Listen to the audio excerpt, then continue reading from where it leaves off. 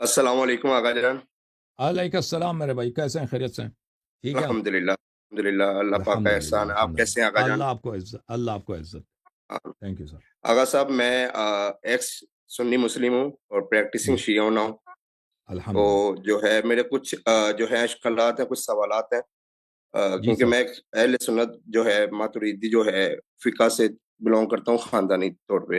جی سر۔ تو آپ سے کچھ سوال ہے کہ جو کہتے ہیں کہ حضرت عائشہ کے بارے میں سورہ نور میں اللہ پاک نے ان کی جو فضیلت بیان کی ہے، تو اس کے بارے میں آپ مجھے تھوڑا گائیڈ کر دیں گے؟ کوئی فضیلت نہیں ہے جی، عائشہ کی کیا فضیلت ہے سورہ نور میں؟ آپ آئے پڑھیں گے یا میں آئے پڑھوں؟ جی آپ پڑھیں جی۔ اعوذ باللہ من الشیطان الرجیم۔ دیکھیں یہ جو کہتے ہیں عائشہ کی فضیلت ہے وہ یہ ہے، میں اس کو فل پیج کرتا ہوں پھر آپ دیکھ لینا بھائی، ٹھیک ہے نا؟ ایک منٹ، فل پیج سورہ مبارکہ نور۔ اعوذ باللہ من الشیطان الرجیم۔ ان الذين جاءوا بالافك عصبة منكم لا تحسبوه شرا لكم بل هو خير لكم لكل امرئ منهم ما اكتسب من الاثم والذي تولى كبره منهم له عذاب عظيم لولا اذ سمعتموه ظن المؤمنون والمؤمنات بانفسهم خيرا وقالوا هذا افک مبین صدق اللہ العلی العظیم۔ دیکھیں یہ افک کی بات ہو رہی ہے، ایک تہمت کی بہتان کی بات ہو رہی ہے۔ یہ نہیں کہہ رہے تہمت بہتان عائشہ پہ کس پہ، ایک تہمت ہے، ٹھیک ہے نا؟ شیعوں کے نزدیک یہ افک حضرت ماریہ قبطیہ پہ تھی، اور عائشہ نے یہ افک لگائی تھی، تہمت بہتان لگائی تھی، اور اس کے ابا جی نے اور عمر نے۔ جماعت یہ کہتے ہیں کہ نہیں، افک عائشہ پہ لگی تھی۔ بہرحال ہم دیکھتے ہیں کہ اس میں فضیلت کیا ہے۔ جن لوگوں نے تہمت لگائی ہے، ان الذین جاؤوا بالافک، جن لوگوں نے تہمت بہتان لگائی ہے، عصبۃ منکم، یہ صحابہ کا ایک گروہ ہے۔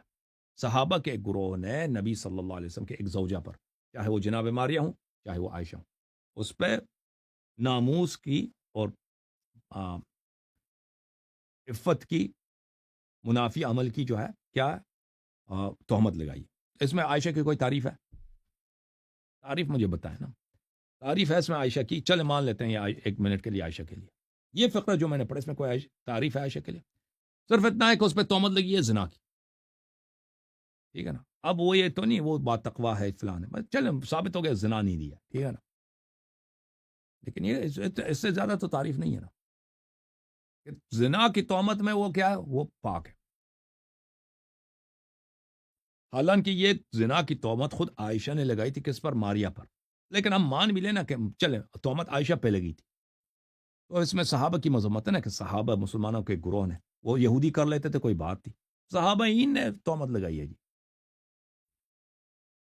تو ان کی مذمت ہے، صحابہ کی مذمت ہے، عائشہ کی تعریف نہیں ہے۔ لا تحسبوه شرا لکم بل هو خیر لکم، اس کو اپنے لیے برا نہ سمجھو، یہ تمہارے لیے بہتر ہے، یہ تہمت لگی ہے، ٹھیک ہے نا؟ اس میں بھی عائشہ کی کوئی تعریف نہیں ہے، یا ماریہ کی کوئی تعریف نہیں ہے۔ لکل امرئ منہم ما اکتسب من الاثم، جن جن لوگوں نے تہمت لگائی ہے ہر ایک کے لیے اس کا گناہ ہے، جن صحابہ نے تہمت لگائی ہے ہر ایک کے ذمہ اس کی گناہ ہے۔ والذی تولی کبرہ منہم، اور ان میں سے جس نے سب سے زیادہ تہمت لگائی ہے، جس کا بڑا رول ہے، لہو عذاب عظیم، اس کے لیے بہت ہی عمدہ عذاب ہے، عظیم عذاب ہے۔ عائشہ کی تعریف سنی آپ نے؟ کوئی تعریف نہیں ہے، ٹھیک ہے۔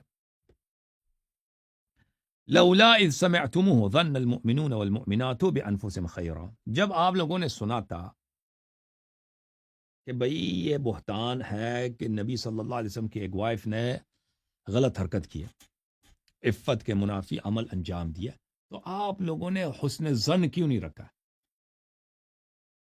حسن ظن رکھ لیتے بھئی کہ اس نے غلط کام نہیں کیا، کہہ دیتے کہ بھئی افواہ ہے، اس پہ توجہ نہیں دیتے، غلط بات ہے، لیکن تم لوگوں نے یقین کیا بھئی۔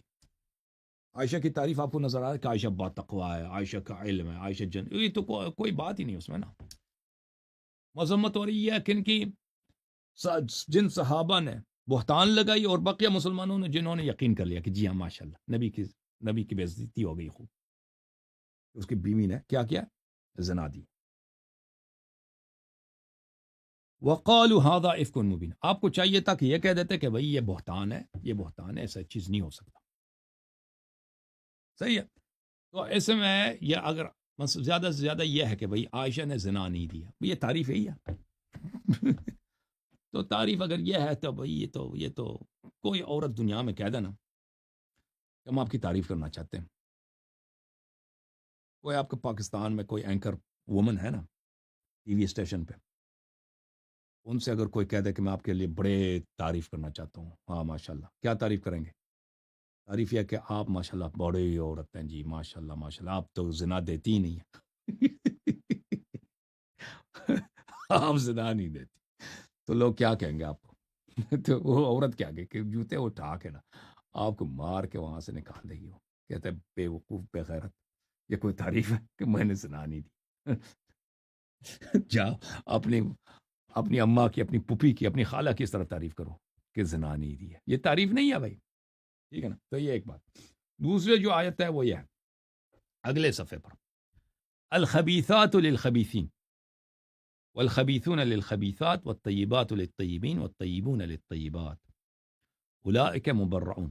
خبیثات خبیثین کے لیے، خبیثون خبیثات کے لیے، طیبات طیبین کے لیے، طیبون طیبات کے لیے. اب آپ کے جماعت عمریہ کے چھوٹے جو نکے مولی ہوتے ہیں نا، وہ آپ کو اس طرح کہیں گے کہ دیکھ قرآن کیا کہہ رہا ہے کہ بری عورتیں، خبیثات یعنی بری عورتیں، برے مردوں کے لیے، یعنی جو بری عورت ہوتی ہے اس کا شوہر برا ہوتا ہے. والخبیثون للخبیثات، اور جو برے شوہر ہوتے ہیں ان کی عورتیں بری ہوتی ہیں. اچھا.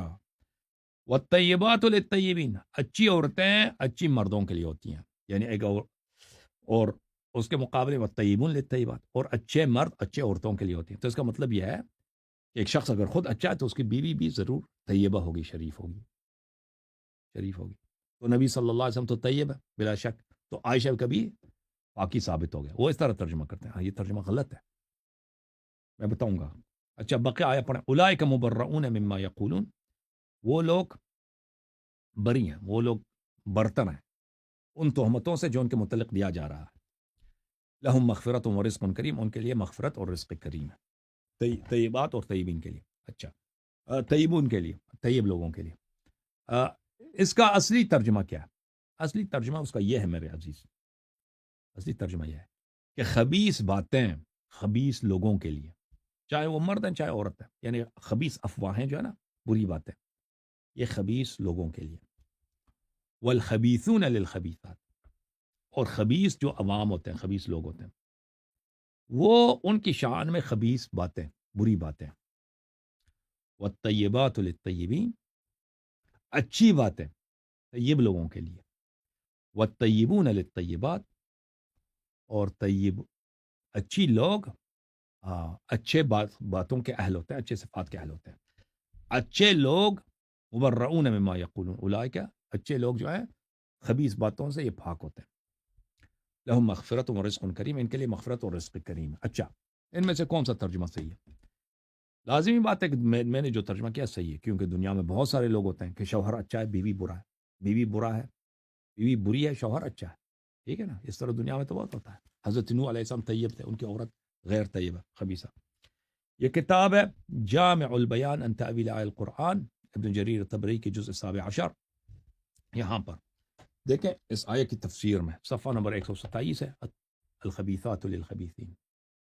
ابن عباس سے روایت ہے، یقول الخبیثات للخبیثین والخبیثون للخبیثات، الخبیثات من القول للخبیثین من الرجال. خبیث قول، خبیث باتیں، نہ کہ خبیث عورتیں، خبیث باتیں خبیث لوگوں کے لیے.